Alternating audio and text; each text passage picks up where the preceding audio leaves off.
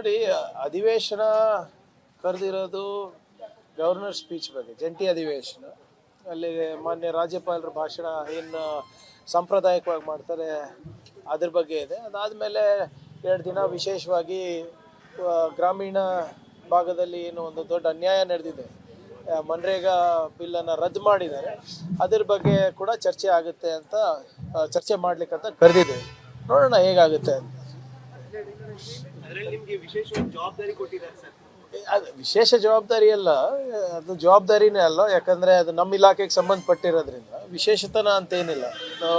ಹೊಣೆಗಾರಿಕೆ ನಮ್ಮ ಇಲಾಖೆ ಇರೋದ್ರಿಂದ ನಾವೇ ಸ್ವಲ್ಪ ಮುಂದಾಳತ್ವ ವಹಿಸ್ಕೋಬೇಕಾಗುತ್ತೆ. ಈಗಾಗಲೇ VB ಗ್ರಾಮ್ಜಿ ಮತ್ತು ಮನ್ರೇಗಾ ಇವೆರಡರ ಮಧ್ಯೆ ಏನು ಅಂತರ ಇದೆ ಈಗಾಗಲೇ ಜನರ ಮುಂದೆ ಇಟ್ಟಿದ್ದೇವೆ.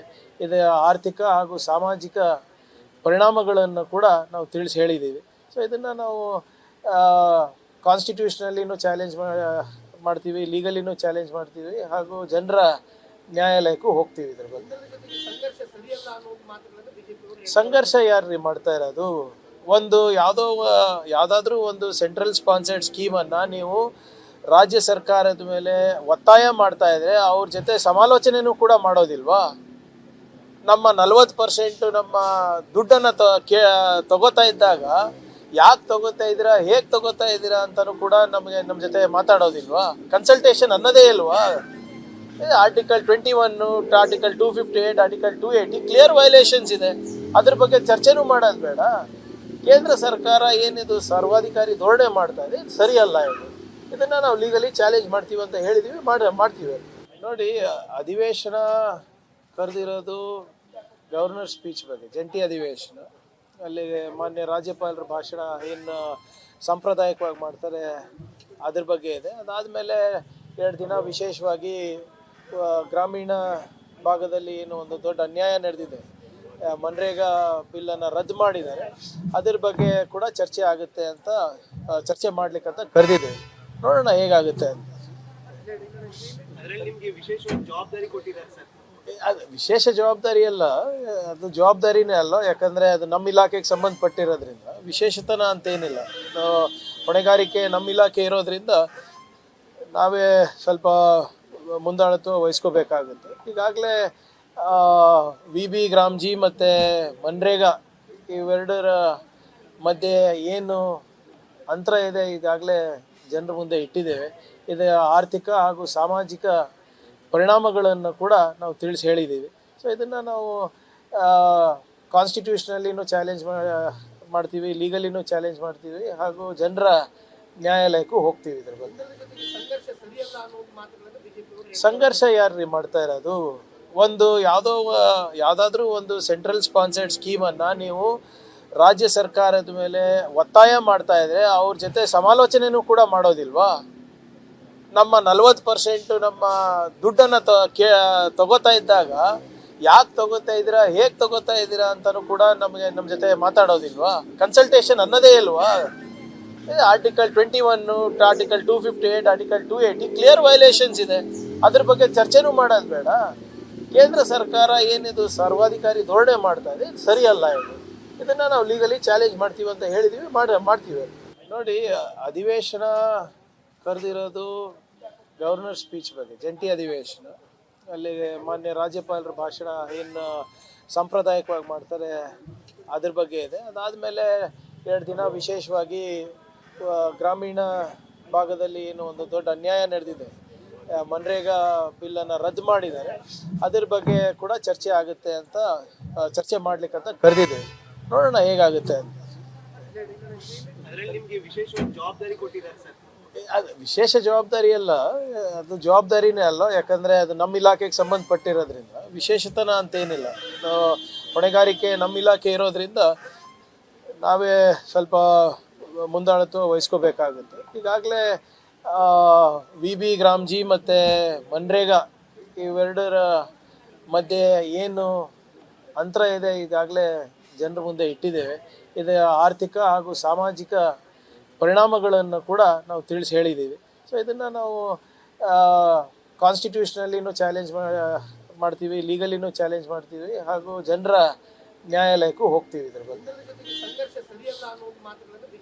ಸಂಘರ್ಷ ಯಾರ್ರಿ ಮಾಡ್ತಾ ಇರೋದು? ಒಂದು ಯಾವುದಾದ್ರೂ ಒಂದು ಸೆಂಟ್ರಲ್ ಸ್ಪಾನ್ಸರ್ಡ್ ಸ್ಕೀಮನ್ನು ನೀವು ರಾಜ್ಯ ಸರ್ಕಾರದ ಮೇಲೆ ಒತ್ತಾಯ ಮಾಡ್ತಾ ಇದ್ರೆ ಅವ್ರ ಜೊತೆ ಸಮಾಲೋಚನೆನೂ ಕೂಡ ಮಾಡೋದಿಲ್ವಾ?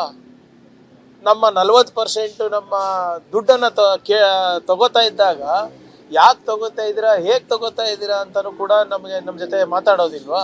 ಕನ್ಸಲ್ಟೇಷನ್ ಅನ್ನೋದೇ ಇಲ್ವಾ? Article 21, article 258, article 280 clear violations ಇದೆ. ಅದ್ರ ಬಗ್ಗೆ ಚರ್ಚೆನೂ ಮಾಡೋದು ಬೇಡ. ಕೇಂದ್ರ ಸರ್ಕಾರ ಏನಿದು ಸರ್ವಾಧಿಕಾರಿ ಧೋರಣೆ ಮಾಡ್ತಾ ಇದೆ, ಇದು ಸರಿಯಲ್ಲ. ಇದನ್ನು ನಾವು ಲೀಗಲಿ ಚಾಲೆಂಜ್ ಮಾಡ್ತೀವಿ ಅಂತ ಹೇಳಿದ್ದೀವಿ, ಮಾಡ್ತೀವಿ. ನೋಡಿ, ಅಧಿವೇಶನ ಕರೆದಿರೋದು ಗವರ್ನರ್ ಸ್ಪೀಚ್ ಬಗ್ಗೆ, ಜಂಟಿ ಅಧಿವೇಶನ. ಅಲ್ಲಿ ಮಾನ್ಯ ರಾಜ್ಯಪಾಲರ ಭಾಷಣ ಏನು ಸಾಂಪ್ರದಾಯಿಕವಾಗಿ ಮಾಡ್ತಾರೆ ಅದ್ರ ಬಗ್ಗೆ ಇದೆ. ಅದಾದಮೇಲೆ 2 ದಿನ ವಿಶೇಷವಾಗಿ ಗ್ರಾಮೀಣ ಭಾಗದಲ್ಲಿ ಏನು ಒಂದು ದೊಡ್ಡ ಅನ್ಯಾಯ ನಡೆದಿದೆ, ಮನ್ರೇಗಾ ಬಿಲ್ಲನ್ನು ರದ್ದು ಮಾಡಿದ್ದಾರೆ, ಅದ್ರ ಬಗ್ಗೆ ಕೂಡ ಚರ್ಚೆ ಆಗುತ್ತೆ ಅಂತ ಚರ್ಚೆ ಮಾಡ್ಲಿಕ್ಕಂತ ಕರೆದಿದ್ದೇವೆ. ನೋಡೋಣ ಹೇಗಾಗುತ್ತೆ ಅಂತ. ಅದು ವಿಶೇಷ ಜವಾಬ್ದಾರಿ ಅಲ್ಲ, ಅದು ಜವಾಬ್ದಾರಿನೇ ಅಲ್ಲ. ಯಾಕಂದರೆ ಅದು ನಮ್ಮ ಇಲಾಖೆಗೆ ಸಂಬಂಧಪಟ್ಟಿರೋದ್ರಿಂದ ವಿಶೇಷತನ ಅಂತೇನಿಲ್ಲ. ಹೊಣೆಗಾರಿಕೆ ನಮ್ಮ ಇಲಾಖೆ ಇರೋದ್ರಿಂದ ನಾವೇ ಸ್ವಲ್ಪ ಮುಂದಾಳತ್ವ ವಹಿಸ್ಕೋಬೇಕಾಗುತ್ತೆ. ಈಗಾಗಲೇ ವಿ ಗ್ರಾಮ್ಜಿ ಮತ್ತು ಮನ್ರೇಗಾ ಇವೆರಡರ ಮಧ್ಯೆ ಏನು ಅಂತರ ಇದೆ ಈಗಾಗಲೇ ಜನರ ಮುಂದೆ ಇಟ್ಟಿದ್ದೇವೆ. ಇದರ ಆರ್ಥಿಕ ಹಾಗೂ ಸಾಮಾಜಿಕ ಪರಿಣಾಮಗಳನ್ನು ಕೂಡ ನಾವು ತಿಳಿಸಿ ಹೇಳಿದ್ದೀವಿ. ಸೊ ಇದನ್ನು ನಾವು ಕಾನ್ಸ್ಟಿಟ್ಯೂಷನಲ್ಲಿನೂ ಚಾಲೆಂಜ್ ಮಾಡ್ತೀವಿ, ಲೀಗಲಿನೂ ಚಾಲೆಂಜ್ ಮಾಡ್ತೀವಿ, ಹಾಗೂ ಜನರ ನ್ಯಾಯಾಲಯಕ್ಕೂ ಹೋಗ್ತೀವಿ ಇದ್ರ ಬಗ್ಗೆ. ಸಂಘರ್ಷ ಯಾರ್ರಿ ಮಾಡ್ತಾ ಇರೋದು? ಒಂದು ಯಾವುದಾದ್ರೂ ಒಂದು ಸೆಂಟ್ರಲ್ ಸ್ಪಾನ್ಸರ್ಡ್ ಸ್ಕೀಮನ್ನು ನೀವು ರಾಜ್ಯ ಸರ್ಕಾರದ ಮೇಲೆ ಒತ್ತಾಯ ಮಾಡ್ತಾ ಇದ್ರೆ ಅವ್ರ ಜೊತೆ ಸಮಾಲೋಚನೆನೂ ಕೂಡ ಮಾಡೋದಿಲ್ವಾ? ನಮ್ಮ 40% ನಮ್ಮ ದುಡ್ಡನ್ನು ತಗೋತಾ ಇದ್ದಾಗ ಯಾಕೆ ತಗೋತಾ ಇದ್ದೀರಾ, ಹೇಗೆ ತಗೋತಾ ಇದ್ದೀರಾ ಅಂತಲೂ ಕೂಡ ನಮ್ಮ ಜೊತೆ ಮಾತಾಡೋದಿಲ್ವಾ? ಕನ್ಸಲ್ಟೇಷನ್ ಅನ್ನೋದೇ ಇಲ್ವಾ? Article 21, article 258, article 280 clear violations ಇದೆ. ಅದ್ರ ಬಗ್ಗೆ ಚರ್ಚೆನೂ ಮಾಡೋದು ಬೇಡ. ಕೇಂದ್ರ ಸರ್ಕಾರ ಏನಿದು ಸರ್ವಾಧಿಕಾರಿ ಧೋರಣೆ ಮಾಡ್ತಾ ಇದೆ, ಇದು ಸರಿಯಲ್ಲ. ಇದನ್ನು ನಾವು ಲೀಗಲಿ ಚಾಲೆಂಜ್ ಮಾಡ್ತೀವಿ ಅಂತ ಹೇಳಿದ್ದೀವಿ, ಮಾಡ್ತೀವಿ. ನೋಡಿ, ಅಧಿವೇಶನ ಕರೆದಿರೋದು ಗವರ್ನರ್ ಸ್ಪೀಚ್ ಬಗ್ಗೆ, ಜಂಟಿ ಅಧಿವೇಶನ.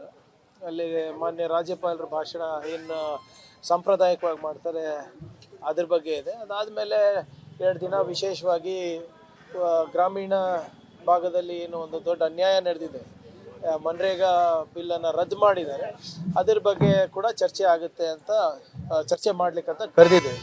ನೋಡೋಣ ಹೇಗಾಗುತ್ತೆ ಅಂತ. ಅದು ವಿಶೇಷ ಜವಾಬ್ದಾರಿ ಅಲ್ಲ, ಅದು ಜವಾಬ್ದಾರಿನೇ ಅಲ್ಲ. ಯಾಕಂದರೆ ಅದು ನಮ್ಮ ಇಲಾಖೆಗೆ ಸಂಬಂಧಪಟ್ಟಿರೋದ್ರಿಂದ ವಿಶೇಷತನ ಅಂತೇನಿಲ್ಲ. ಹೊಣೆಗಾರಿಕೆ ನಮ್ಮ ಇಲಾಖೆ ಇರೋದ್ರಿಂದ ನಾವೇ ಸ್ವಲ್ಪ ಮುಂದಾಳತ್ವ ವಹಿಸ್ಕೋಬೇಕಾಗುತ್ತೆ. ಈಗಾಗಲೇ ವಿ ಗ್ರಾಮ್ಜಿ ಮತ್ತು ಮನ್ರೇಗಾ ಇವೆರಡರ ಮಧ್ಯೆ ಏನು ಅಂತರ ಇದೆ ಈಗಾಗಲೇ ಜನರ ಮುಂದೆ ಇಟ್ಟಿದ್ದೇವೆ. ಇದರ ಆರ್ಥಿಕ ಹಾಗೂ ಸಾಮಾಜಿಕ ಪರಿಣಾಮಗಳನ್ನು ಕೂಡ ನಾವು ತಿಳಿಸಿ ಹೇಳಿದ್ದೀವಿ. ಸೊ ಇದನ್ನು ನಾವು ಕಾನ್ಸ್ಟಿಟ್ಯೂಷನಲ್ಲಿನೂ ಚಾಲೆಂಜ್ ಮಾಡ್ತೀವಿ, ಲೀಗಲಿನೂ ಚಾಲೆಂಜ್ ಮಾಡ್ತೀವಿ, ಹಾಗೂ ಜನರ ನ್ಯಾಯಾಲಯಕ್ಕೂ ಹೋಗ್ತೀವಿ ಇದ್ರ ಬಗ್ಗೆ. ಸಂಘರ್ಷ ಯಾರ್ರಿ ಮಾಡ್ತಾ ಇರೋದು? ಒಂದು ಯಾವುದಾದ್ರೂ ಒಂದು ಸೆಂಟ್ರಲ್ ಸ್ಪಾನ್ಸರ್ಡ್ ಸ್ಕೀಮನ್ನು ನೀವು ರಾಜ್ಯ ಸರ್ಕಾರದ ಮೇಲೆ ಒತ್ತಾಯ ಮಾಡ್ತಾ ಇದ್ರೆ ಅವ್ರ ಜೊತೆ ಸಮಾಲೋಚನೆನೂ ಕೂಡ ಮಾಡೋದಿಲ್ವಾ? ನಮ್ಮ 40% ನಮ್ಮ ದುಡ್ಡನ್ನು ತಗೋತಾ ಇದ್ದಾಗ ಯಾಕೆ ತಗೋತಾ ಇದ್ದೀರಾ, ಹೇಗೆ ತಗೋತಾ ಇದ್ದೀರಾ ಅಂತಲೂ ಕೂಡ ನಮ್ಮ ಜೊತೆ ಮಾತಾಡೋದಿಲ್ವಾ? ಕನ್ಸಲ್ಟೇಷನ್ ಅನ್ನೋದೇ ಇಲ್ವಾ? Article 21, article 258, article 280 clear violations ಇದೆ. ಅದ್ರ ಬಗ್ಗೆ ಚರ್ಚೆನೂ ಮಾಡೋದು ಬೇಡ. ಕೇಂದ್ರ ಸರ್ಕಾರ ಏನಿದು ಸರ್ವಾಧಿಕಾರಿ ಧೋರಣೆ ಮಾಡ್ತಾ ಇದೆ, ಇದು ಸರಿಯಲ್ಲ. ಇದನ್ನು ನಾವು ಲೀಗಲಿ ಚಾಲೆಂಜ್ ಮಾಡ್ತೀವಿ ಅಂತ ಹೇಳಿದ್ದೀವಿ, ಮಾಡ್ತೀವಿ.